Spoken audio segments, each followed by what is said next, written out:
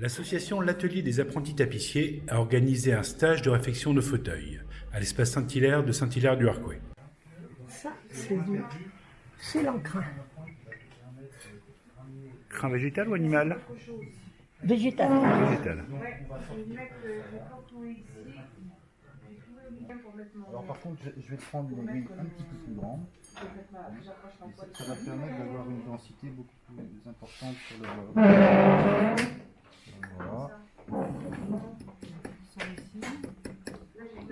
Voilà, je ressors là.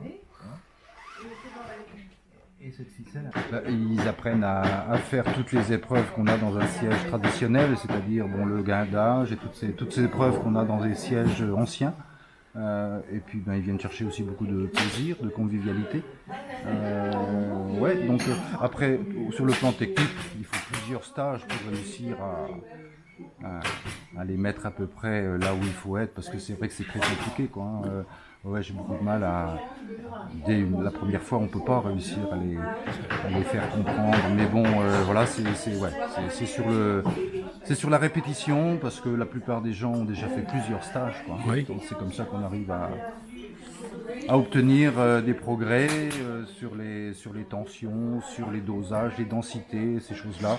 C'est ça, parce qu'en fait, j'ai vu que vous ne travaillez qu'avec des crins naturels, de la toile de jute, les matériaux anciens pour faire des fauteuils tels qu'on les faisait au début du 19e. Oui, je disais que ce qui était compliqué, c'était de gérer la densité et les galbes et des choses comme ça, quoi. De même que là, on a une petite chaise Empire, donc le piquage, je me suis arrangé pour le faire avec une lame, enfin ce qu'on appelle une lame de couteau, c'est-à-dire que le bourrelet final, c'est que 3 fils qu'on prend que 3 ou 4 fils. Donc, mais ça, c'est pas du travail que l'on voit en général. Un artisan n'a pas vraiment le temps de faire ça comme ça, quoi. Non. On va trouver ça uniquement dans les ateliers musée national. Oui, c'est ça. Hein. Donc, mais là, on a le temps d'essayer d'approcher ces choses-là, quoi.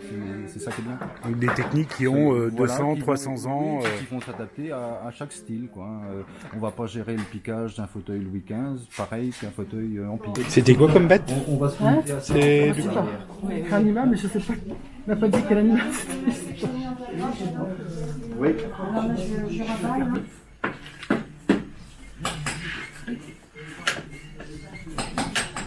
En fait, on réutilise des meubles de famille ou bien on rachète des meubles dans des brocantes, voilà, et on les remet en état à notre goût. Et comme ça permet de ne pas acheter des meubles neufs et donc aussi de réutiliser à la fois des matériaux qui sont naturels. noble. On utilise, voilà, et puis de réutiliser et de réhabiliter des meubles qui ont déjà vécu, ce qui est quand même agréable aussi de penser que ça a déjà vécu, on les prolonge. D'accord. Et de refaire des gestes qui sont... Des gestes traditionnels, mais aussi qu'on prolonge des meubles qui ont déjà vécu, qui ont déjà été dans d'autres intérieurs, qui ont servi à des gens qui sont peut-être décédés, mais Oui. on leur donne une nouvelle vie en pensant à ceux qui étaient déjà, qui ont déjà vécu avec. D'accord. Je sais pas.